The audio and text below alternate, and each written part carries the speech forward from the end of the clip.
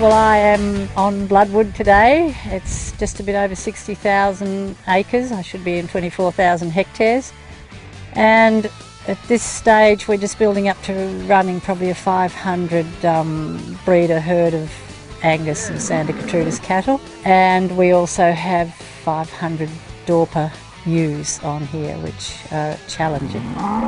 We're a bit of a pilot program for out west here with the rotational grazing or cell grazing, whatever you please to call it. At this stage we've probably got about 20 cup and saucer tanks in place. The idea at this stage is not to use any fences. We're just simply going to turn waters on and turn waters off to move the stock. The use of attractants, which will be, we're already feeding cottonseed and lick and maybe molasses. Not only are you turning the water off in that circumstance, you're also probably going to have some form of noise, as in the trailer coming in with the lick on, or even tooting your horn, whatever, so that they know that something is actually going to happen. And we'll follow on to the next tank. Graham Finlayson came over and we went right through it. These circles here represent the grazing areas around all our water points at the moment. As you can see, they're not particularly adequate. There wouldn't even, you would have a quarter of the property being overgrazed around your water points. From the centre of that point there to there is 1.5 kilometres, and yes, we all know cattle can go out a fair bit further than 1.5 k's, but that's basically where your property's being overgrazed. Here, with the new water system in and 18 new water points put in, you can see using the same pattern, the 1.5 k's all over, you've got basically your whole property being capable of grazing. The cost of all that is roughly $250,000, and that's a lot cheaper than going out and buying a new property. As soon as we moved in, the Western Catchment Management got hold of us and suggested that we might like to do A, B, C and D. So one of the first things we were enrolled in was the Holistic Management course, which we did over a period of 18 months with Brian Marshall, which we really got blown away by that. Not being here all our lives, I think, let us come into country with a new perspective and the new ideas and possibilities that we might be able to achieve out here. So yeah, it may or may not work for us, but I think we were not blinkered at that stage. We had no idea what we were doing, and we thought this sounded like a really good cause. There's 60 k's of new pipeline, 2-inch pipeline being put in. It's a loop, it goes right the way around.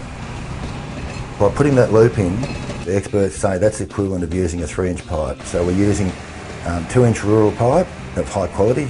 It's capable of putting 55,000 litres out per day at the furthest point. There's 18 new water points, and they are all cup and saucer tanks. Well, yeah, the southern section of Bloodwood is lake country. It grows a lot of short, sweet herbs and salt bushes, and you know, it's covered in glasswort and all sorts of weird and wonderful things, and the cattle love it. They pick round through all these short herbages, and they do very, very well on it. The lakes, there's freshwater lakes, there's saltwater lakes, there's clay pans, there's black box swamps, there's everything, every form of water in the south. That northern country where the project's starting has virtually no water in any way, which gives us a lot of control of moving the cattle there. Susan's, she's done all the courses on how to predict when stock have got to be moved at the critical point, and she's done the courses to analyse how much feed for the stocks in front of you. I'm very much animal focused, as you've probably realised, so I like my animals to be looked after all the time, 100% plus. We should be able to predict when we're out of feed 4 months before we are out of feed. In other words, we can start offloading stock 4 months before other people will probably be doing it. Yeah, I'll give it to him, righto. I think that it's really important for everybody to always share the negatives and the positives out of an experience like this, because it might not necessarily be the best way or the only way to achieve this thing, and we won't really know until after it's finished and we've had a go and sort of identified the management challenges and other things. We will do our level best to make it work, but there'll be a lot of hiccups along the way, and socialisation of cattle, which is a fascinating thing. just to make them bond with each other. Otherwise we might have to sell the Santa Gertrudis and tell them to go elsewhere and stay black. I don't know. Our mustering costs will diminish. We suspect it's going to make life so easy it doesn't matter. In fact, we'll be down the coast probably most of the time. I think it's good for her and my dad to have a good challenge. They've always been like that, and I think they thrive on it. And I think my brother and I are probably going to head in the same direction probably now and in the future. Both the kids, I think, if it suits their lifestyle into the future, will probably be interested in keeping this country going. I think they love the social fabric out here. Needless to say, it's very limited, but they love the characters out here, and they love the country.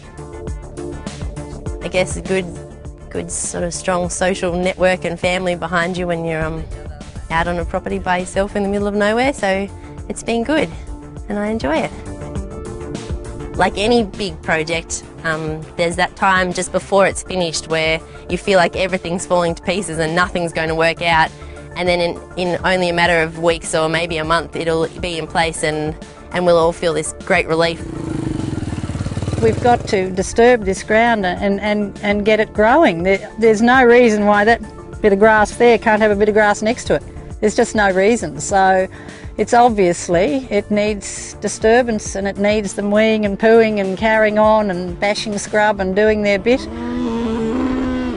Yeah, it'll be a good achievement when we've finally finished it, and I think we're all looking forward to kind of implementing the project together and once we've got it all in place. It doesn't matter when it rains here. There's summer feed, there's winter feed, I would hate to think how many different grasses. And, you know, your chenopod, everything is here. And it's magic for that reason. It's country that if it was looked after, it's just got huge potential. And masses of trees. Masses of different trees and beautiful trees. You know, the whitewoods have just flowered and your leopardwoods flower, and you just look at them and you think you couldn't put a nicer species in your garden.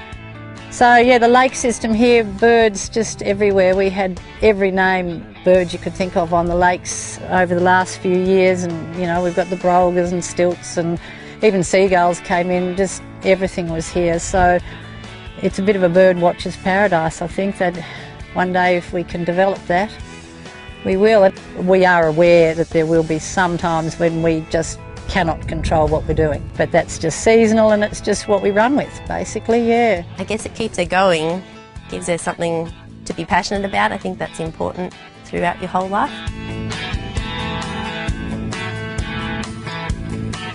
No, there's no way I'll walk out of here. They've said all Mexicans are gone by 5 years. I'm 5 years in July. I intend to at least double that. Just depends how old I get, how quickly. You know?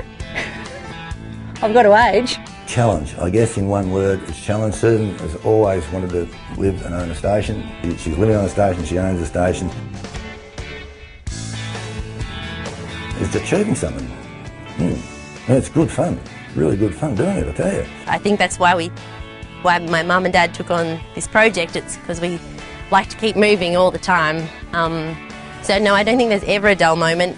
And, well, if there ever is, we all enjoy it out in the yard with a beer and embrace it while it's there. Yeah, it's a challenge. No, I love it. No, you couldn't get anywhere better than out here. You really couldn't.